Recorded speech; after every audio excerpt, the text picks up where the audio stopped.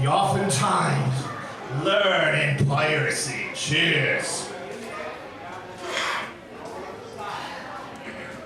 The first lesson, no matter how many eyes you have, whether you have one eye or you have two eyes, because remember, many a pirate would lose their eye. That's why they wear eye patches. You always keep one eye in front and the other eye watching over your shoulder. The second rule you learn that's also very important, you keep your friends close and your enemies closer. I tell you this because I learned this lesson the hard way with my first mate, a man by the name of Oscar Andrews. Now, Oscar Andrews was actually a captain himself of his own pirate ship. And one day he was stuck in a military ship. He came down, saw the ship. The plan was to go attack the ship, and he would turn it into his flagship. So he came down, he attacked the ship, but at the same time, there was another pirate captain on a ship, attacking from another direction. Who do you think was captain in that ship? Me! So we both attacked at the same time, but then we realized this has never happened before. It was a little bit awkward.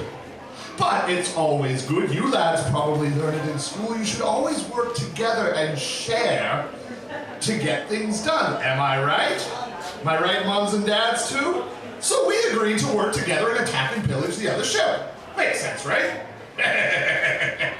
Aye, so we did so. We attacked and took over that ship, and we made it our flagship.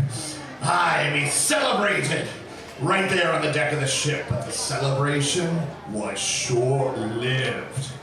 As Oscar Andrews and myself both decided that each one of us should be the captain, so the battle would then turn to each other, and we would fight each other, and I beat him fair and square, and I became the new captain. Of course, old Oscar Andrews oftentimes tries to retake the captain's position, but he's never been successful, mates. Except for one time, he almost got away with it. He got the whole crew together, and they all mutinied against me. And they took me and shackled me in chains. And they placed me in a lifeboat. And this lifeboat had no supplies or provisions. And they set me adrift in the ocean. They thought that the sun and the ocean and the lack of provisions and whatever little sea creatures are floating around in the ocean would be just enough to send me to the Flying Dutchman.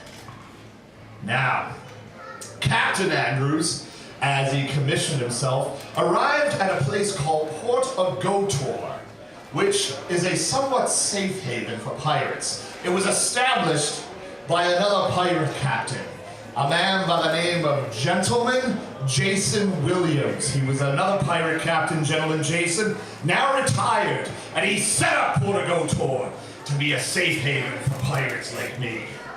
So Captain Andrews and crew arrived at Port of Gotor, and they celebrate the night away at Williams Tavern Inn.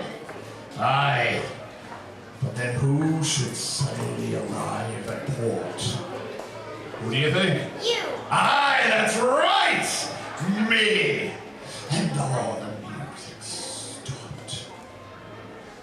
And I looked Andrews right in the eye. And I said, so, you thought you could leave me tied to that ship and send me to the Dutchman, did you? And he would drop to his knees and beg for forgiveness. And I looked Andrews right in the eye. He back into me, and I drew my sword, and I said to him, I didn't think you had it in you!